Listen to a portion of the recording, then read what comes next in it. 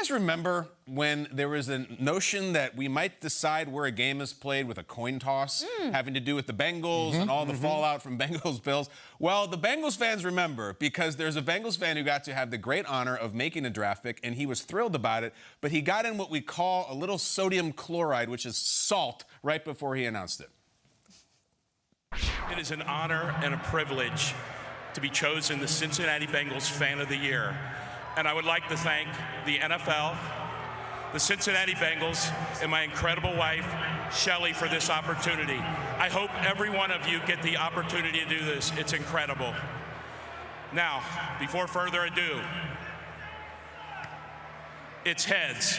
AFC, pack your bags. You're coming to the city by the river. Who Dey? And this next gentleman is going to get us there with the 131st pick in the 2023 NFL Draft. The Cincinnati Bengals select wide receiver Charlie Jones from Purdue. Who Dey? Who Dey? Who they think going to beat them Bengals? Who Dey?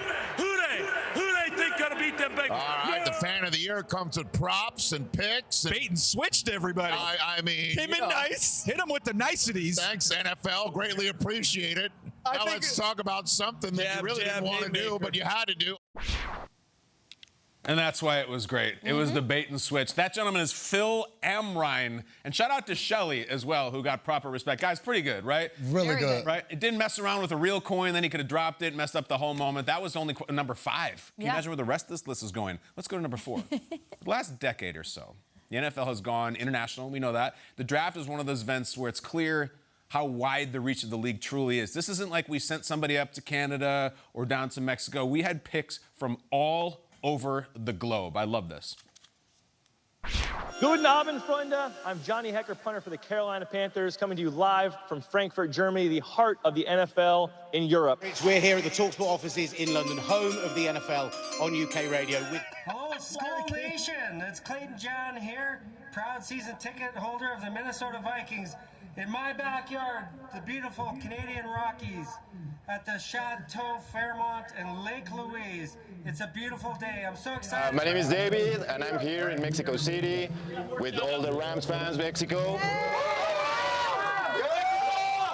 Hi guys, welcome to Ghana, the center of the world. We just experienced an unexpected downpour, but we are here. Shout out to Ghana. It looks like they had to go inside because there was rain. Probably had this beautiful shot. So they bring in their Fletcher Cox stand-up and set it up right there. Still looks great. We love that the picks came from all over the world. Number 3, low-hanging fruit is just the worst. It's easy to talk trash. If you want to bring up something, I don't know, old and lame, like the Houston Texans starter jackets or letter jackets. I mean, right, Jason? Jason decided to do that. But there's one way worse than the varsity jackets the Houston Texans wore. And this fan who goes by Defalconator while announcing a pick for the Falcons, you won't believe what someone lobbed at him up on the stage and how he just fired it right back. The Atlanta Falcons select DeMarco Hellams, defensive back, Alabama. 28-3, good one. We've heard that before.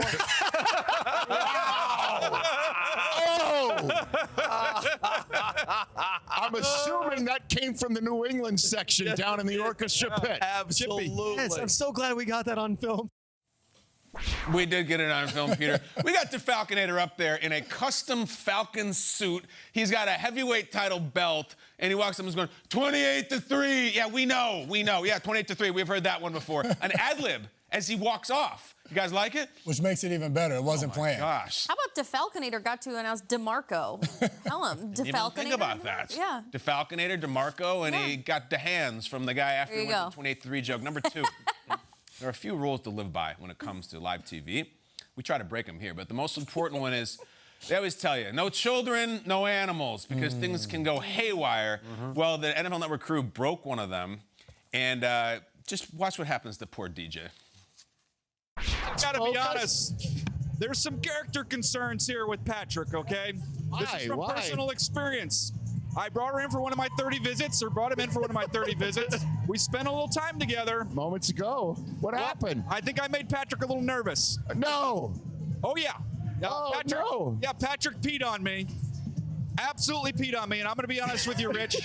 The Blue Man Group just moved up a notch on my ranking. They were way down after No. But I'm just saying, no, look, we can get through this. Yes, I think We're going to work on that. I think Patrick's more coachable than you think.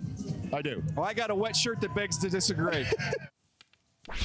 Patrick just went for it. DJ, you went through it. There's a way it could have been even worse. Thankfully, that didn't happen. Guys, what do we think of Patrick moving the sticks? My favorite part, a little inside football here, but that's Pam Litton right there who gave the fist pump. Pam, when we're at our major events, Pam, what time's lunch? Pam, where's my car?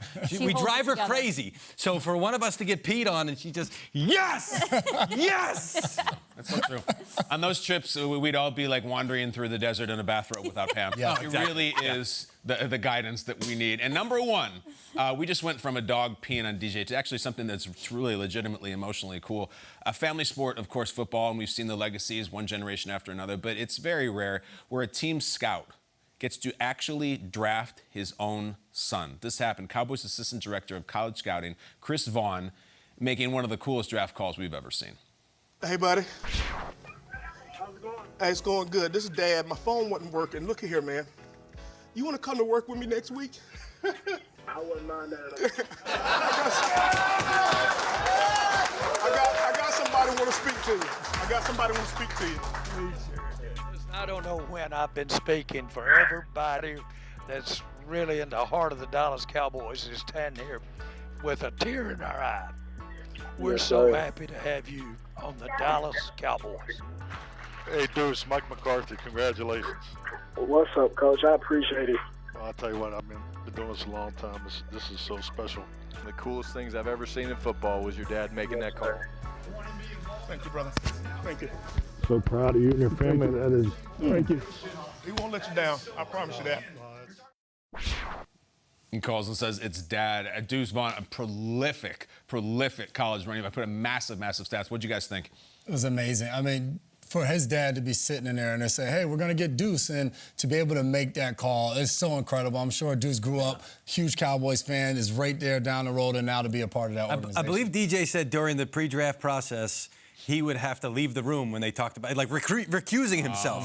So you know, for them to take him after all that, that's amazing. I love how Dad still felt compelled to say he won't let you down. I know. It's amazing. I know. He better not. Let's go. Cowboys, so really cool moment. All those draft moments were fantastic. 28-3 jokes, dogs peeing, and a father getting to draft his son. Guys.